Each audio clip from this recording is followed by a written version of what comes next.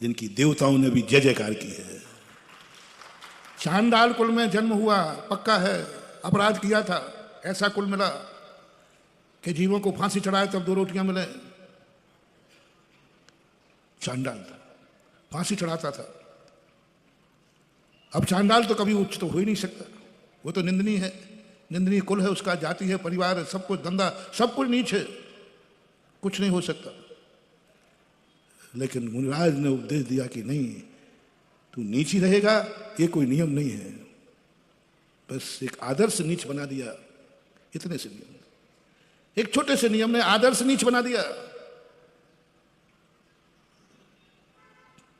एक चतुर्दशी के दिन में हिंसा नहीं करूंगा, मात्र एक नियम लिया और उस नियम को लेकर उसके मन में विश्वास जगा दिया, जाग गया। अब मैं यदि ये नियम मेरा पलटा गया तो मैं आदर्श नीच बन करके जीऊंगा, और आदर्श नीच जिंदगी भर नीच नहीं रहता है। एक दिन ऐसी घटना घटी, वो पूरी कथा को मैं अभी नहीं सुना रहा हूं। उसके नियम की परीक्षा हुई, नियम में वो पास हुआ और देवताओं ने आकर उसको कमल बिछाए और देवताओं ने आकर उस पर पुष्प वृष्टि कह दी, जय हो यमपाल चांडाल की। उच्च कौन कहलाता है? जो उच्च कुलीनों के द्वारा वंदनीय हो, प्रशंसनीय हो, उच्च कुल वाले जिसका आदर्श मानते हैं, वह उच्च चांडाल कुल है, चांडाल जाति है, और देवता उच्च जय जयकार कर रहे, कमल बिछा दिया। लो, जिंदगी भर नीच बन के आया था, कर्म की अदालत से घोषित था, लेकिन उसने अपना ऐसा आदर्श जीवन बनाया कि मरते समय देवताओं के द्वारा पूजनीय और वंदनीय बन करके मरण को प्राप्त हुआ। किस्मत के भरोसे क्या कर सकता हूं, मुझे किस्मत ने नीच बनाया। एक मछली का त्याग दिया धीवर ने, क्या बात, नीच कुलीन था। एक मेंढक ने, नीच कुलीन था, मेंढक जाति, तिर्यंत जाति, जिसकी हमेशा निंदा होती है। नहीं, निंदनीय जीवन, कर्मों ने तुम्हें निंदनीय जीवन दिया है, तुम चाहो तो उस कर्म की रेखा को बदलकर प्रशंसनीय जीवन जी सकते हो। मेंढक निंदनीय जीवन है, लेकिन एक छोटी सी घटना ने, तिर्यंत अभी भी है, जब प्रशंसा हो रही तब भी वो तिर्यंत है, तिर्यंत है, मेंढक है, निंदनीय है। लेकिन एक छोटी सी घटना ने, एक छोटी सी पवित्र भावना ने, एक छोटे से भगवान के दर्शन करने के परिणाम ने, वाह क्या बात है महानुभाव। क्या समझते हो तुम भगवानों का दर्शन? क्या समझते हो तुम जिनेंद्र भगवान के दर्शन को? ये दर्शन मात्र ऐसे नहीं है महानुभाव के दर्शन, इस दर्शन की ताकत देखो। दर्शन की ताकत नहीं, दर्शन करने की भाव की ताकत है। दर्शन तो उसको हो भी नहीं पाया। एक तुच्छ प्राणी जब दर्शन करने का मात्र भाव किया है कि मैं प्रभु का दर्शन करना चाहता हूं, चल पड़ा एक पाखुड़ी लेकर के। ये पुंज लेकर के तुम आते हो, ये कोई साधन नहीं है, ये 2 चावल नहीं है, ये कोई सुदामा के चावल नहीं है, और है भी तो भी कम चमत्कार नहीं है। तुम तो मुट्ठी भर चावल लेके आते हो। उसके मन में तो पेड़ के नीचे पड़े हुए एक छोटे से फूल की पाखुड़ी मुंह में दबा के चल पड़ा प्रभु दर्शन का। यहां 2 बातें मोटिवेट है। पहली बात तो दर्शन का भाव आया।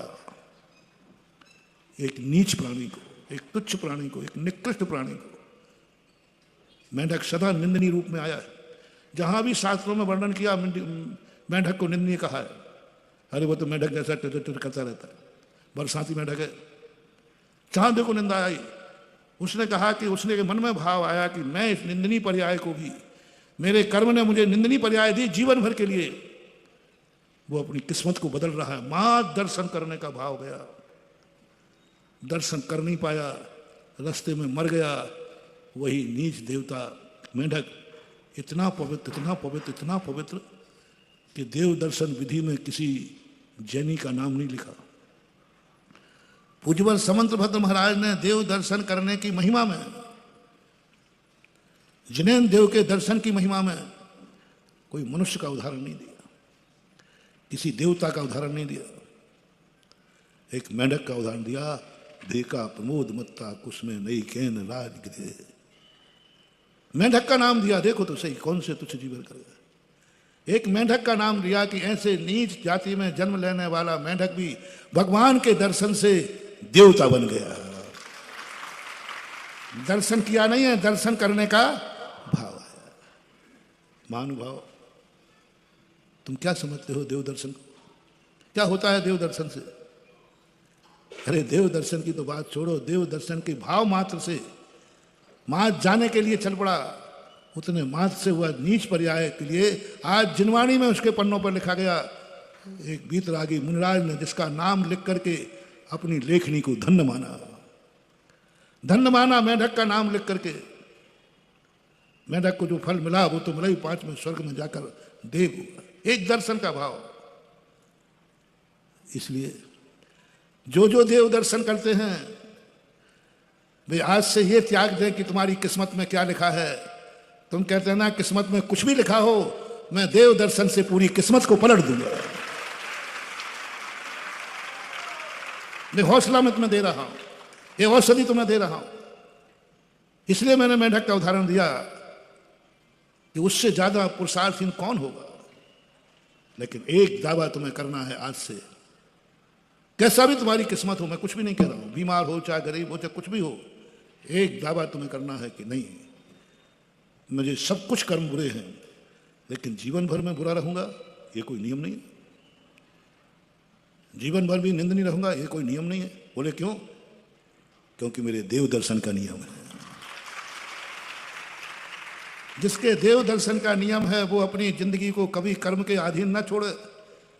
ये सवाल न करे कि मेरी किस्मत में क्या लिखा है, मेरी किस्मत में जो लिखा है वो होगा।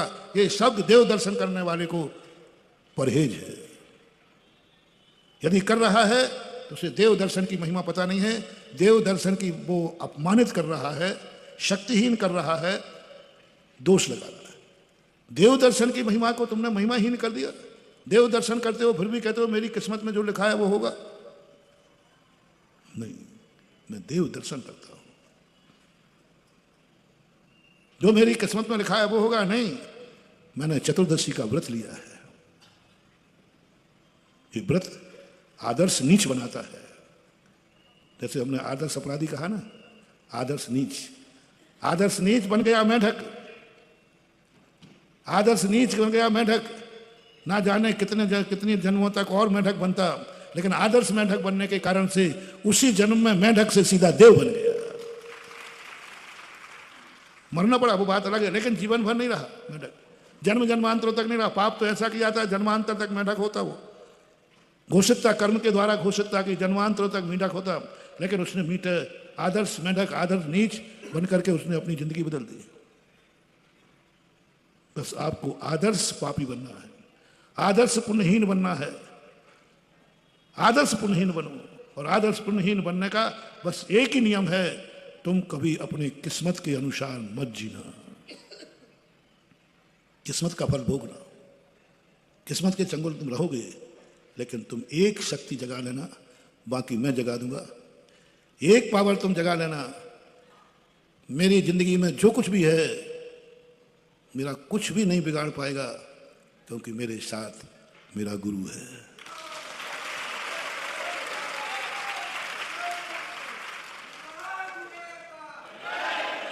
मेरे साथ मेरा नमोकार मंत्र है, कुछ नहीं बिगाड़ पाओगे। ये कर्म, वो कर्म कहता है कि मैं तुम्हारे लिए ऐसी दशा करूंगा, आंसू पहुंचने वाला भी तुझे नहीं मिलेगा। मैं तुझे इतने दुखों में डालूंगा कि तू सोचना वो बोलने लायक नहीं रहेगा। तुम थोड़े मुस्कुरा के कहना किससे बात कर रहा है? तुम अपने मन से कह रहा हूं मैं, तुम्हारा मन कहे कि भाई देखो क्या है पूरी, तुम कहना मन से किससे बात कर रहा है?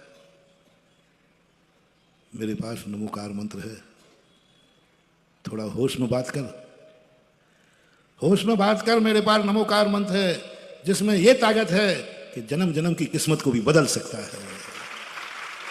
नमोकार मंत्र ने मुझे आदर्श पापी बना दिया है, आदर्श अपराधी बना दिया है, आदर्श जेली बना दिया है।